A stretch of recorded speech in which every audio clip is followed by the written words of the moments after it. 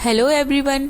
आज हम करने वाले हैं सिंपल कुर्ते की कटिंग, जिसके लिए मैंने 2.5 मीटर फैब्रिक लिया है और साथ में कुछ बेसिक चीज़ें ली हैं जो हमें मार्किंग और कटिंग में हेल्प करेंगी।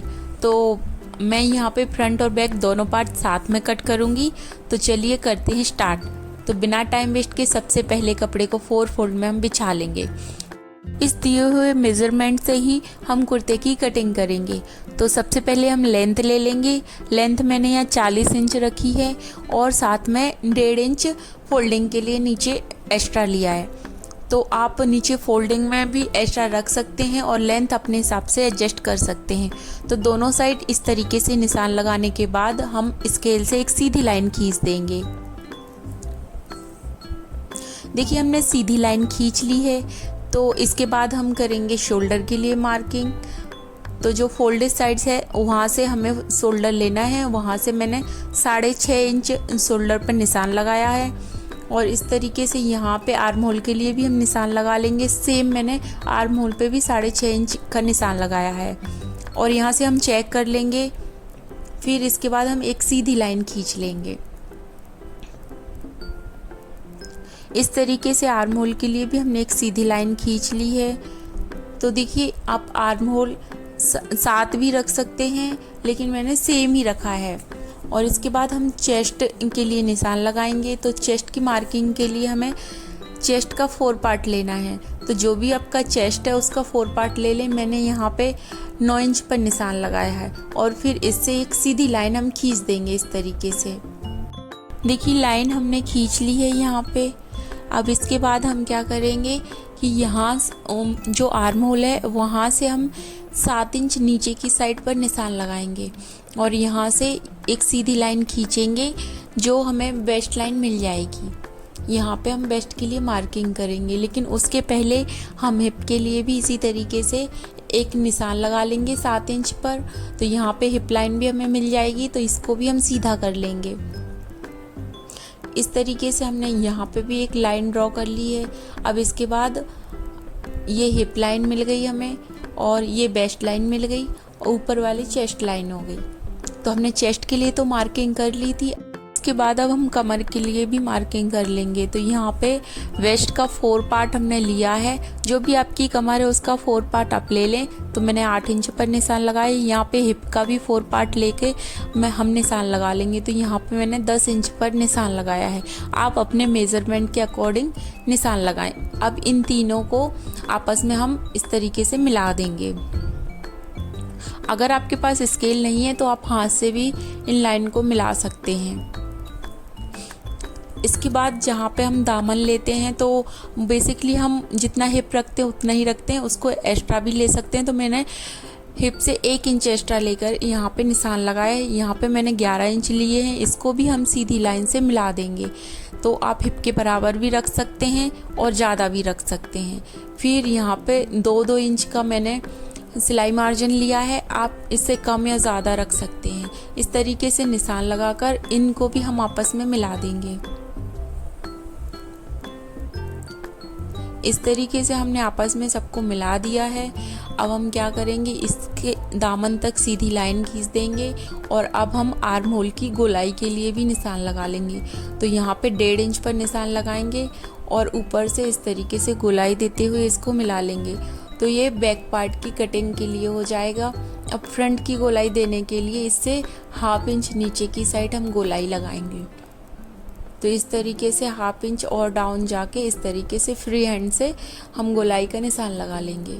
तो देखिए हमारा आर्म होल भी बन करके तैयार हो गया। अब इसके बाद हम क्या करेंगे, गले के लिए निशान लगा लेंगे। तो यहाँ पे मैंने 2.5 इंच रखा है, आप 2 रख सकते हैं। और जो भी आपको गले की जो लंबाई है वो अपने हिसाब से रख सकते हैं। और मैंने यहाँ 6.5 इंच पर निशान लगाया है। क्योंकि मैं बैक और फ्रंट दोनों सेम रख रही हूँ लंबाई में, तो मैंने एक ही निशान लगाया है। आप अपने हिसाब से बैक फ्रंट अलग अलग भी रख सकते हैं। इस तरीके से फ्री हैंड से मैंने गोलाई भी दे दी है। देखिए हमारे सारे निशान लग करके कंप्लीट हो गए हैं। इसके बाद हम कुर्ते की कटिंग कर लेंगे।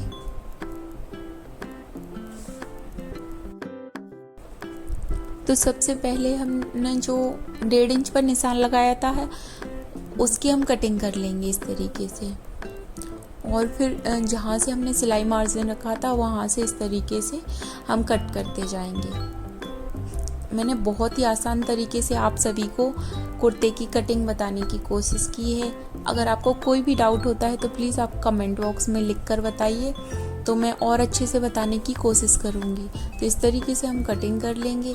अब जो बैक पार्ट है उसको हम अलग कर देंगे और फ्रंट आर्म होल की भी हम अच्छे से गुलाई दे देंगे। उसके पहले जो यहाँ पे जोड़ था उसको हम अलग कर लेंगे।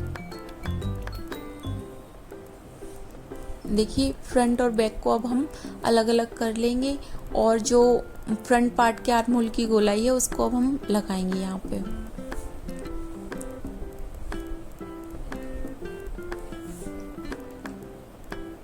तो प्लीज़ अगर आप मेरे वीडियो आपको पसंद आती हैं तो आप मेरे चैनल को सब्सक्राइब कीजिए और वीडियो को लाइक कीजिए, ताकि और भी वीडियो मैं आप सभी के लिए ला सकूं, और मेरे चैनल को सपोर्ट कीजिए। हमने बैक और फ्रंट दोनों पार्ट की अच्छे से कटिंग कर ली है। इस तरीके से फोल्ड करते हुए अब दोनों पार्ट को एक दूसरे के ऊपर इस तरीके से वापस से हम रख देंगे। अब इसको साइड में करते हुए अब हम करेंगे स्लिप की कटिंग। तो जो मेरा बैक पार्ट से कपड़ा बचा हुआ था उसका ही यूज़ करूँगी मैं। फ्रंट पार्ट में स्टोन थे इसलिए फ्रंट पार्ट के कपड़े का यूज़ नहीं करेंगे। तो स्केल से सबसे पहले हम क्या करेंगे कि एक सीधी लाइन खींच लेंगे, ताकि कहीं से भी कपड़ा अनइवन हो तो वो एक जैसा हो जाए। आपके पास अगर पूरा कपड़ा प्लेन है तो आप एज इट इज़ कपड़े का यूज़ कर सकते हैं। मेरे पास सारा कपड़ा प्लेन नहीं था इसलिए मुझे इसमें जोड़ लगाना पड़ेगा। तो मैं लंबाई में जोड़ लगाऊंगी और चौड़ाई में नहीं लगाऊंगी, क्योंकि चौड़ाई में इनफ कपड़ा था और मैं यहाँ नीचे लेस लगाने वाली थी, तो इतनी ज़्यादा दिक्कत नहीं आएगी, जोड़ नहीं दिखेगा। इस तरीके से मैं यहाँ पे जोड़ लगा लूँगी। तो अब हम सबसे पहले यहाँ पे लेंथ के लिए निशान लगाएंगे, जो मैंने 17 इंच पर रखा है। आप अपनी लेंथ के अकॉर्डिंग यहाँ पे निशान लगा लें और एक सीधी लाइन इस तरीके से हम खींच लेंगे दोनों निशानों को मिलाते हुए। और जो नीचे कपड़ा बचा है उसका यूज़ हम फोल्डिंग के तौर पर करेंगे। तो यहाँ पे हमने लंबाई का निशान लगा लिया है। यहाँ से फिर ऊपर साइड से हम 3 इंच डाउन जाएंगे और एक सीधी लाइन खींच लेंगे इस तरीके से। ये बहुत ही आसान तरीका है आस्तीन बनाने का, आपको बहुत अच्छे से आई थिंक समझ में आएगा। फिर जो भी आपका आर्म होल है जो अपने सूट में रखा था उसमें 1 इंच प्लस करके इस तरीके से फोल्डिंग साइड से हमें निशान लगाना है, ओपन साइड से नहीं लगाना है। और इस तरीके से एक फ्री हैंड से शेप दे देना है। अगर आपके पास शेप पट्टी है तो उससे भी आप लगा सकते हैं शेप। फिर यहाँ पे जो भी आपकी फिटिंग है स्लिप की उसका निशान लगा लेंगे और इनको आपस में हम इस तरीके से जोड़ देंगे। और फिर यहाँ पे हम फ्रंट आर्म होल की भी गोलाई दे देंगे, जैसे हमने सूट में दी थी 1/2 इंच का। फिर यहाँ से 2 इंच एक्स्ट्रा रखते हुए सिलाई मार्जिन के लिए निशान लगाएंगे और एक सीधी लाइन खींच देंगे। और अब हम इसकी सीधी लाइन खींचने के बाद कटिंग कर लेंगे। आस्तीन की भी इस तरीके से हमने अब कटिंग कर ली है। तो आई होप आप सभी को वीडियो पसंद भी आया होगा और समझ में भी आया होगा। जो भी डाउट हो तो आप हमें कमेंट बॉक्स में लिख के बता सकते हैं। Thank you so much.